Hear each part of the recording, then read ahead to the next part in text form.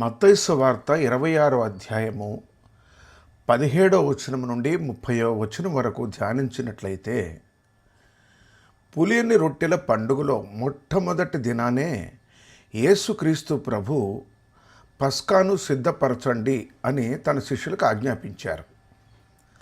సాయంకాలం వారు భోజనానికి కూర్చున్నప్పుడు ఆయన, మీలో ఒకడు నన్ను అప్పగిస్తాడు, ఇది నిశ్చయం అన్నాడట.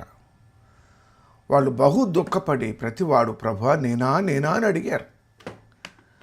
ఆయనను అప్పగించిన యూదా కూడా, బోధకుడా నేనా అని అడిగితే, నీవన్నట్టే అన్నాడట ప్రభు.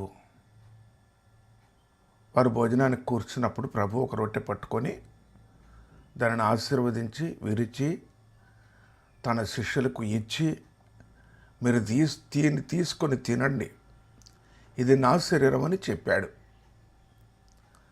గిన్నె పట్టుకొని కృతజ్ఞతాస్తుతులు చెల్లించి వాళ్ళకిచ్చి, దీనిలోది మీరందరూ త్రాగండి, ఇది నా రక్తము, అనగా పాప క్షమాపణ నిమిత్తము అనేకుల కొరకు చిందింపబడుచున్న నిబంధన రక్తము.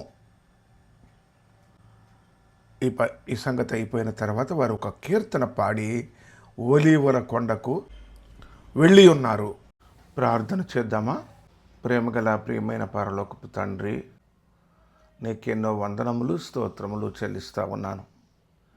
నీ ప్రియ కుమారుడు, నీ అద్వితీయ కుమారుడు, నువ్వు ప్రేమించిన నీ ఏకైక కుమారుడు యేసు క్రీస్తును ప్రభువుగాను, రాజుగాను, అధికారం గలవానిగాను, సమీపింపరాని తేజస్సులో అమరత్వం కలిగిన వాడు అయి ఉంటుండగా నా కొరకు మానవాకారంతో ఈ లోకానికి పంపించినందుకై వందనములు స్తోత్రములు.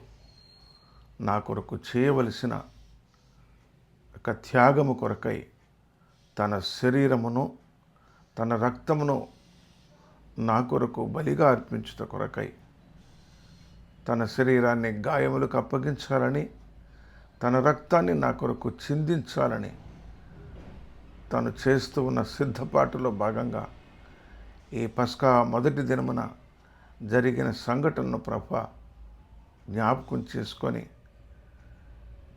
కన్నీటితో నా హృదయపూర్వకమైన స్తుతి ఆరాధన అర్పిస్తూ ఉన్నాను. సహాయపడి నడిపించి కనికరించి మహిమ పొందమని యేసుక్రీస్తు నామములో అడుగుచున్నాను తండ్రి. ఆమెన్.